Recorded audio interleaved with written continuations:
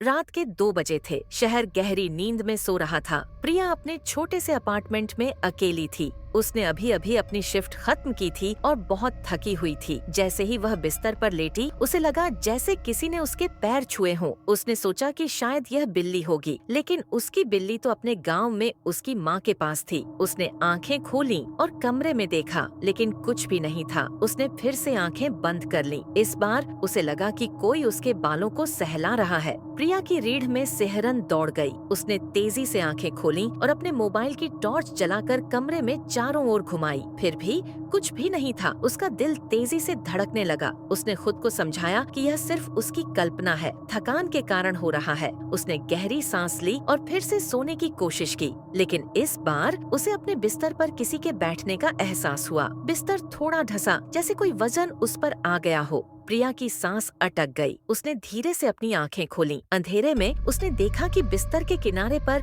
एक धुंधली सी आकृति बैठी है। वह इतनी धुंधली थी कि प्रिया उसे ठीक से देख नहीं पा रही थी, लेकिन उसे महसूस हो रहा था कि वह उसे घूर रही है। डर के मारे प्रिया की जुबान सूख गई। वह हिल भी नहीं पा रही थी। उस धुंधली आकृति ने धीरे से अपना हाथ उठाया और प्रिया के चेहरे की ओर बढ़ने लगी। प्रिया अपनी पूरी ताकत लगाकर चिल्लाना चाहती थी, लेकिन उसके गले से आवाज नहीं निकल रही थी। जैसे ही वह अदृश्य हाथ उसके चेहरे के करीब आया, प्रिया को लगा कि उसकी त्वचा पर बर्फ सा ठंडा स्पर्श हुआ है। वह हाथ उसके गालों से होता हुआ धीरे धीरे उसके होंठों पर आ गया और फिर उसने महसूस किया कि कोई उसकी सांस खींच रहा है। प्रिया ने अपनी आंखें बंद कर लीं। उसकी धड़कनें बेकाबू हो चुकी थीं। उसने महसूस किया कि उसकी सांस धीरे धीरे कम हो रही है, जैसे कोई उसे अंदर खींच रहा हो। आखिरी चीज जो उसे याद है वह थी एक ठंडी फुसफुसाहट उसके कानों में, तुम अकेली नहीं हो। सुबह जब सूरज की पहली किरण कमरे में आई तो प्रिया का शरीर बिस्तर पर बेजान पड़ा था और उसके चेहरे पर एक अजीब सी शांत मुस्कान थी। कमरे में कोई नहीं था, सिवाय एक हल्की सी ठंडी हवा के झोंके के जो खिड़की से अंदर आ रहा था।